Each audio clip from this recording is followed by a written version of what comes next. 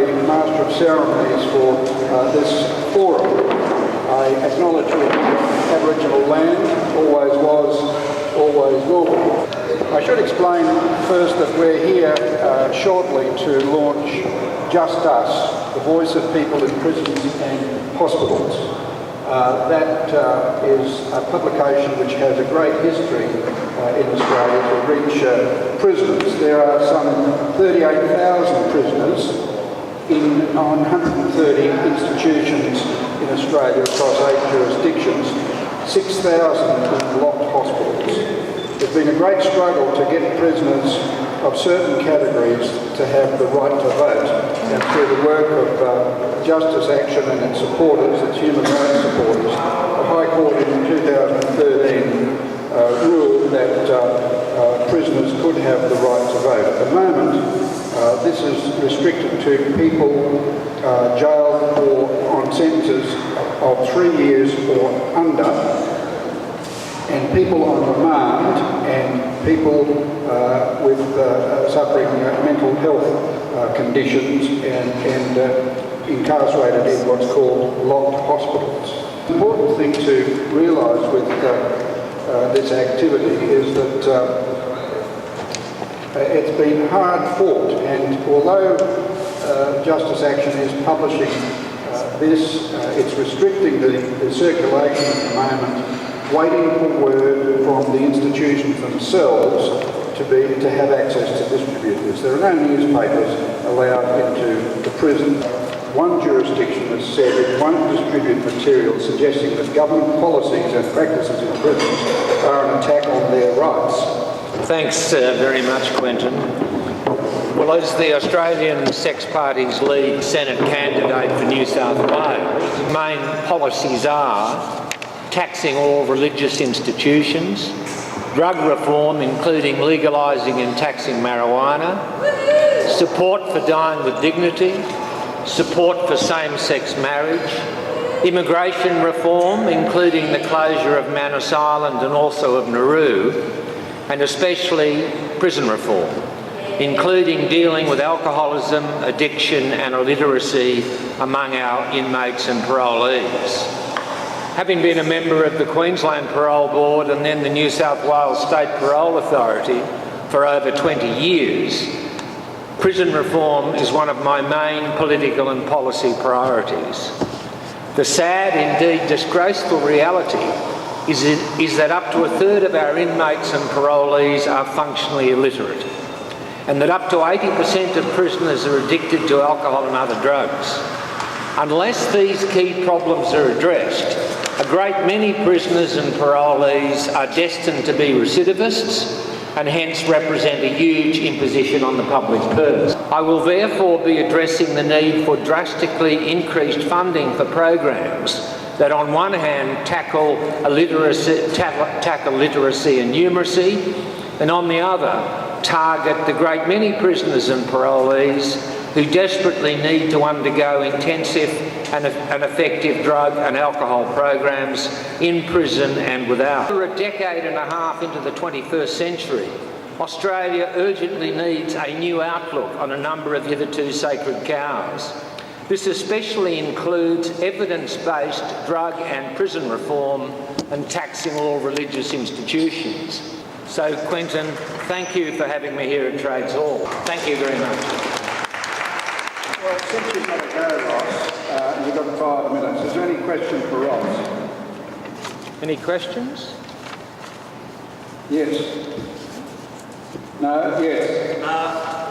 The New South Wales state government is privatising, getting rid of 150 teachers out of the prison systems. At the same time, as it is saying, the rates of recidivism will be used as a test to see whether jails should be taken over by private profit jail management. Would you like to comment on that? I'm absolutely appalled at the prospect of all of our jails being privatised.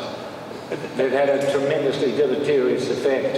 It's an absolute outrage that up to a third of our prisoners are functionally illiterate. And by functionally illiterate I mean some may be able to read and write and count a little bit, but coming out of a jail situation into a very complex technological society is an appalling problem for many prisoners and parolees. Now, would you please, thanks Ross, would you please welcome Sylvie Ellsmore from the Greens. Sylvie. Thank you very much. My name is Sylvie Ellsmore. I'm the Greens candidate for Sydney. So I'd like to say thank you so much to Justice Action. You guys do fantastic work, and Breakout Printing Press is amazing, and we've been able to use them over a lot of years for their campaigns. I was really pleased to be able to come tonight and talk to you about prison reform and also obviously the position of the Greens. So I know that we're here today to launch the newsletter that's going to be hopefully distributed to prisoners during the election, that all the parties have had an opportunity to put their views in. As most of you would know, obviously we have chronically underfunded and overcrowded prisons, and we have to ask questions about why that is the case. So at the moment, the trends that we have seen in New South Wales, where the prison population has gone up 20% in the last 5 years, has coincided with our communities becoming safer and our communities becoming richer. The crime rates in terms of violent crime have dropped, and the crime rates in terms of property crime have dropped. And yet we are locking more and more people up in prisons, and those people are then being returned to prisons regularly. And we have to ask why that is. In terms of where the Greens stand, I mean, my background, I'm a native title lawyer, but I've also worked a lot in Indigenous justice. So, and obviously in terms of the scale of the crisis, like so many of these issues which are effectively sort of equity issues, our treatment of Indigenous Australians is a symbol of how well or badly we're doing around social justice across a whole range of issues. So even as the prison population is skyrocketing, the fact that we have more Indigenous people dying in prison than we did 25 years ago with the Royal Commission into Aboriginal deaths in custody, and the stats that in New South Wales, if you're an Aboriginal young person, you're more likely to have been in detention than you are to have finished high school. So one of the issues federally the Greens have been supporting the Close the Gap campaigns is around the fact that we have all these kind of targets that are supposed to keep governments accountable, but those don't include justice targets. And that's been a focus of the community campaigns around broad social justice and closing the gap for Indigenous people that the Greens support.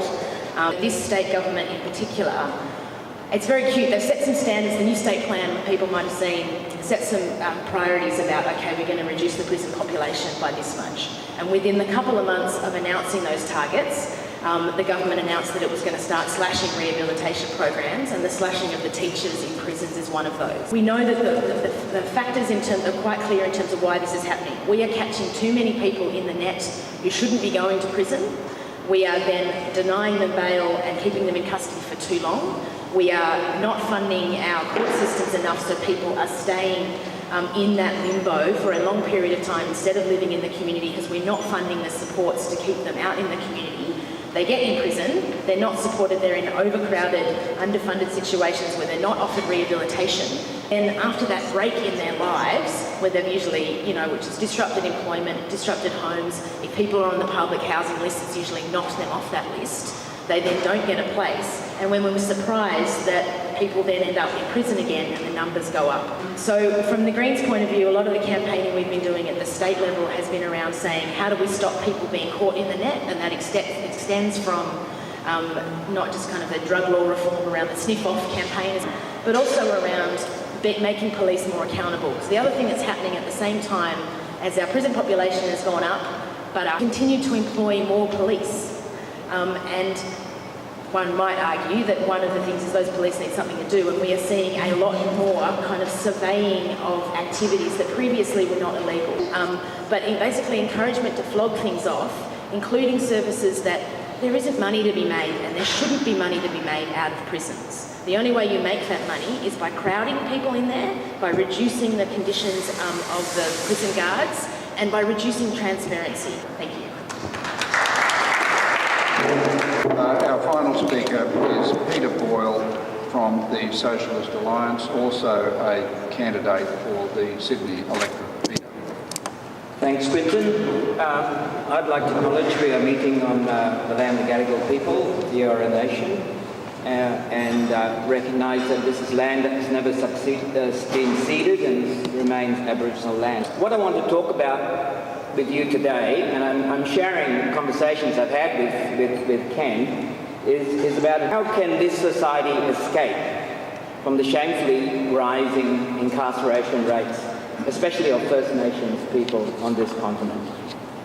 How can we escape? What escape plan can we make from the Manus Island and Nauru detention centres?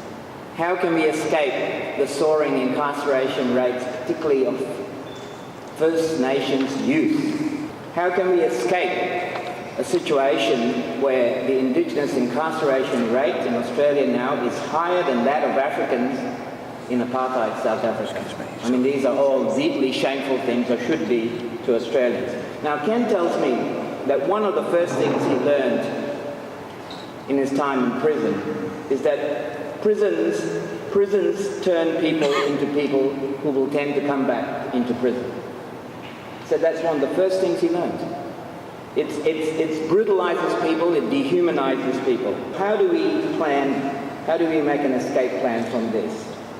And I think connected to devising an escape plan from this generally rising rate of imprisonment, we have to have an escape plan from the drift towards a US-style privatized prison system. We don't have to have a crystal ball to see where this country is heading. Just look at the United States and it'll tell you.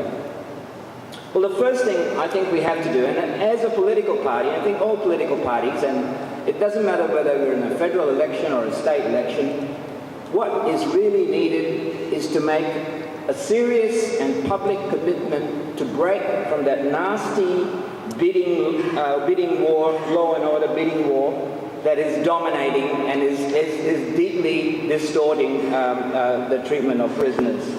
We reject the slide to mandatory and longer sentences and greater restrictions on early release. These are all directly flowing from this horrible bidding war, this horrible law and order bidding war that we see between the major parties at every election. Imprisonment ultimately, and I think everybody has to accept this if you've studied the situation seriously, is the inevitable consequence of the criminalisation of poverty, the increasing imprisonment. There's a direct link to the rise of inequality in our society. We live in a more and more unequal society, and it is the poorest sections that are getting locked up. We need a plan to break from this, to rebuild our social infrastructure, rebuild the safety nets, and to do this, we have to be prepared to tax the rich. Thank you.